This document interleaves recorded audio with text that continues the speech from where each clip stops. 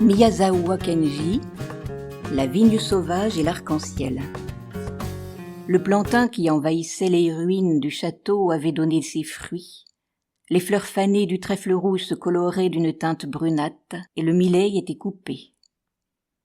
Un campagnol pointa son museau hors de son terrier, le temps de s'exclamer « La moisson est faite !» et se replia sans attendre. Les remparts et les douves ondulaient au rythme des eulalies argentées qui balançaient dans le vent leurs tiges éblouissantes. Au milieu des ruines se dresse un monticule, au sommet envahi de broussailles. Les baies mûres d'une vigne sauvage parées des couleurs de l'arc-en-ciel jettent leur feu. Mais voilà qu'une pluie fine passe entre les rayons du soleil. Les herbes resplendissent, les montagnes au loin s'assombrissent. Le voile diaphane s'est estompé et les herbes miroitent. Les montagnes, au loin, s'éclaircissent et rient de plaisir, éblouies de lumière. D'épais grièches s'approchent dans un vol désordonné, telles les feuilles dispersées d'une partition musicale, et se posent sur les tiges des graminées argentées. L'émotion saisit la vigne sauvage qui exhale un souffle profond et cristallin, et l'une après l'autre des gouttes transparentes glissent de ses feuilles. Un vent froid effleure soudain à l'est la crête grise des montagnes, et un grand arc-en-ciel apparaît délicatement dans le ciel, dessinant un pont comme ceux dont sont traversés les songes. Alors, la sève bleutée de la vigne sauvage se met à couler à flots. Ce jour-là, en effet, le frêle arbuste était résolu à adresser la parole à l'arc-en-ciel, quand bien même il ne lui dirait qu'un mot. Oui, il avait un message à lui transmettre, un seul. Il voulait faire l'offrande à l'arc-en-ciel, si beau et si lointain, du sentiment qui l'animait, plus intense et plus mélancolique que les feux bleutés qui embrassent le ciel nocturne. Quand j'aurai ouvert mon cœur, peu m'importe que le vent disperse mes fruits et mes feuilles, peu m'importe de me figer dans le sommeil blanc de l'hiver lumineux et glacé, peu m'importe d'y laisser ma vie. Arc-en-ciel! Je vous en prie, tournez-vous vers moi. Où s'en était allée sa voix d'ordinaire si limpide? L'arbuste criait d'une voix rauque que le vent déchirait encore. L'arc-en-ciel contemplait le ciel d'ouest, couleur émeraude. D'un mouvement plein de douceur, il tourna sa grande pupille verte vers la vigne sauvage, l'air rêveur. « Que puis-je pour vous? Vous êtes la vigne sauvage, n'est-ce pas ?»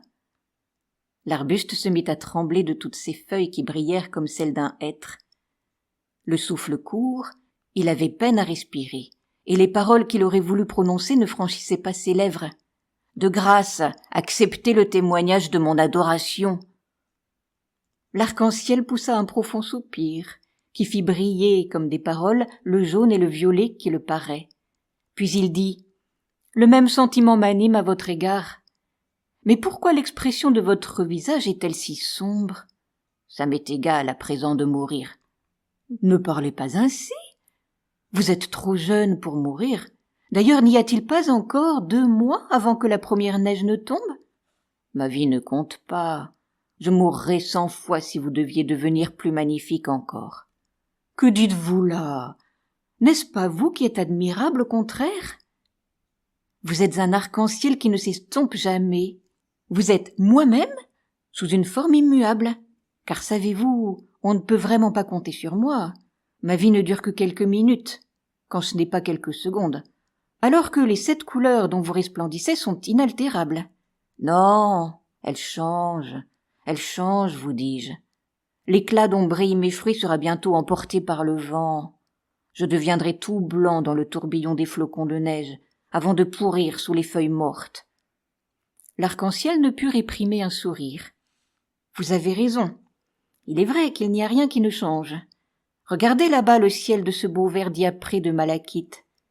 Bientôt le soleil passera, et lorsqu'il s'enfoncera dans les montagnes, l'horizon prendra la couleur des pétales d'onagre. Avant peu, les nuances terniront et céderont la place au reflet argenté du crépuscule. Et puis viendra la nuit, émaillée d'étoiles. Où serai-je alors? Les belles collines que j'ai maintenant sous les yeux, les prairies se dégradent puis s'effondrent.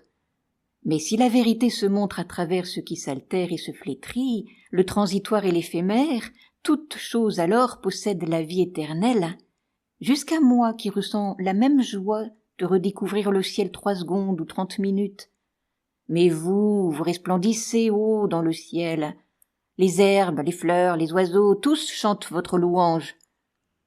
Il en est de même pour vous. Tout ce qui vient à moi et me permet de briller vous fait resplendir également. Les louanges qui me sont adressées vous sont pareillement destinées. Songez à celui qui voit les choses dans la vérité et qui n'a pas seulement tenté de comparer les lys des champs à un roi parmi les hommes à l'apogée de sa gloire, car il a jugé à la lumière de la vérité et de l'éternité la postérité à laquelle l'homme aspire. Dans cette lumière, le plus infime grain de poussière qui s'élève en même temps que les étranges nuages qui émanent de l'orgueil des hommes n'est pas inférieur au lys sacré des champs loué par le Fils de Dieu. Enseignez-moi la voie, emmenez-moi, je ferai tout ce que vous voudrez. Je ne vais nulle part, et vous ne quittez jamais mes pensées. Ceux qui vivent dans la même lumière de vérité sont toujours unis et ne connaîtront jamais la ruine. Toutefois, vous ne me verrez plus. Le soleil est à présent trop loin. Les pygrièches vont s'envoler. Le moment est venu de nous dire adieu. Un sifflement strident se fit entendre du côté de la gare. Les pygrièches prirent leur envol vers l'est, d'un même élan, tels des instruments de musique éclatés saisis de folie, dans un vacarme assourdissant. La vigne sauvage cria « Arc-en-ciel, emmenez-moi, ne me laissez pas !» L'arc-en-ciel estompé déjà ébaucha un sourire à peine perceptible. Il était maintenant invisible. Les reflets argentés du ciel se firent plus vifs. Les pygrièches menaient un tel tapage que les alouettes, un peu malgré elles, s'élevèrent à leur tour dans le ciel et grisonnèrent d'un ton légèrement discordant.